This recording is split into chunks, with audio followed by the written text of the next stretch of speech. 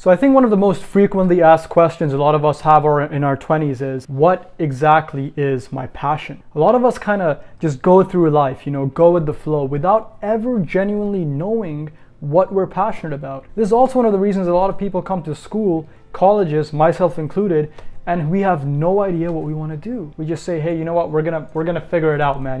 I'm undecided. I don't really know what I want to do, but I'll figure it out. And I think now more than ever, it's becoming more and more important to actually find your passion, because it's becoming easier to actually do what you want, what your passion is as a living, because it's becoming easier to monetize your passion. The internet has virtually removed the barrier to entry, and therefore you can do what you want as a living, and that thing can be your passion. So guys, in this video, I just want to share some strategies and tips that I've personally used that have really helped me to actually discover what I'm passionate about and to actually work on that thing. So I hope this helps a lot of you, and I hope you all leave this video here with mo meaning. So guys, one of the most powerful ways that I've actually discovered that we can use to find our passion is by using the scientific method. Yes, you heard that right. And we've all heard of the scientific method in high school, in all of our classes, but using the scientific method is actually a super powerful tool to actually find what you're passionate about. Just for a brief recap, for those of you who don't know, the scientific method essentially states several steps. The first is start by asking a question. Then do some background research and come up with a hypothesis for answering this question. After you've come up with a hypothesis, go out and test, experiment, and see if you're right or wrong. Then come back, analyze your results, and finally draw some conclusions. So this is actually a very powerful method that goes far beyond just science. You can use it to actually find your passion, and I've done this personally, and I'm doing it right now with content creation. The key is, guys, when you're in that testing phase, when you're actually testing it out and then you come back and analyze things, try to analyze and see if you enjoyed the process of that activity as opposed to the actual result. So let's walk through this. Say you have a certain question you think you're passionate about. We can take my example as content creation. I thought, hey, this is something that I think I might actually enjoy. So I said, okay, my hypothesis is I'm gonna make some videos and I'm gonna see, I think I'm gonna enjoy it. Soon as that, I didn't think too much, just dive into it, start testing, make videos, put them out, test. And what I found is, as I'm analyzing my results here, is that I genuinely enjoy the process of making videos, film editing, all of that,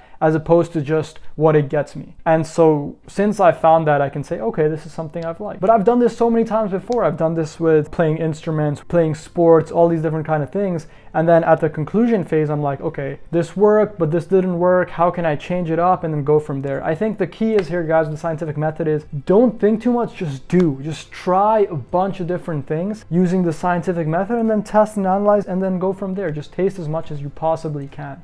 And a little bonus thing here I just want to share really quick with the scientific method is this works phenomenally well in business too, for entrepreneurship. Say you have a specific service or product or even strategy you want to test out, right? You can use the scientific method. Ask a question. Is this product or service going to sell? My hypothesis is, yes, it's going to sell. All right, let's put it into the market. Let's test it real quick with an MVP. An MVP is a minimal viable product. So the minimal viable version of that product or service that's actually going to be required to test.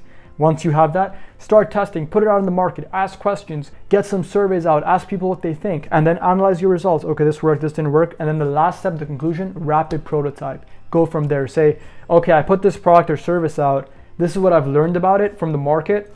Here are some tweaks and things I'm going to change up, and I'm going to go back, rapid prototype until I make it better and better and better. So guys, the scientific method is a powerful tool if used correctly. All right, guys, another really powerful tool that I've personally used to try to find something I'm more passionate about is using this Venn diagram right here that I've just made, which is the two sides of the Venn diagram. On the left, you have what you genuinely love doing. And then on the right, you have things that you're actually good at doing. And then in the middle, where the two circles intersect, is what you love doing, what you're good at doing, and what you could potentially get paid for. That is the sweet spot. And that's something you could do as your passion, as a living. So find that little sweet spot with your own Venn diagram.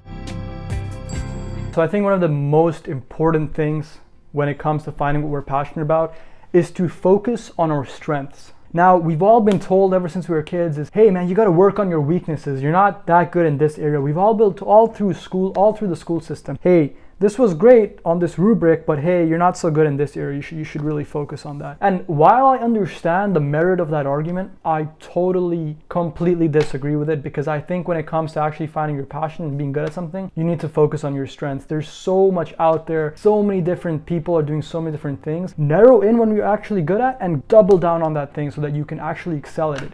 Go back to when you were a kid. What was that one thing that you were just good at? Like, what were you good at that other people weren't as good at, or you were just better than people at, right? Find that thing. Or what process did you enjoy? Was there a particular thing that you read about more than anyone? A particular thing you just loved doing more than anyone else in your class? Find that thing and get better and better and better at it to become the best. That is the goal in that process of actually being able to find your passion.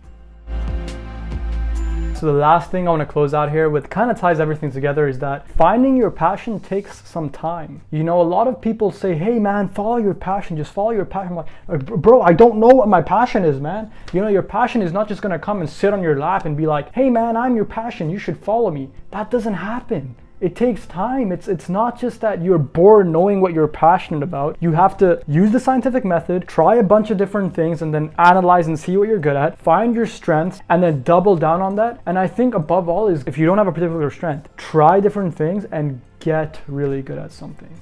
Have you ever noticed that the things you're actually good at, you enjoy? Like, you just enjoy them so much more than things you're not good at. Like, I don't like playing golf because I'm so bad at it, right? I don't like instruments because I'm just so bad at playing music. But the people who get good at that, maybe they're not born, maybe their passion when they're born is not playing the guitar. But as they practice and practice and practice and don't really like it and get good at it, guess what? They become passionate about it. So find your strength, find that thing that you like, get really good at something, and more often than not, that's gonna lead to you actually going towards your passion. Get good, master skills, passion will follow.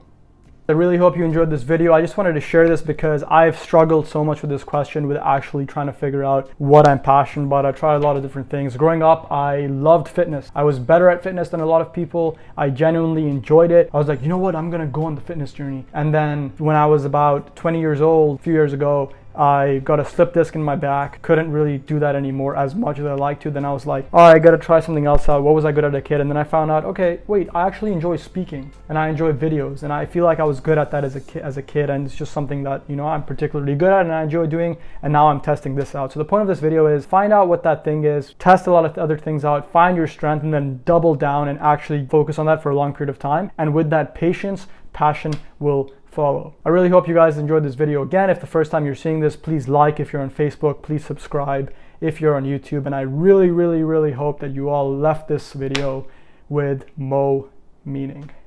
Peace.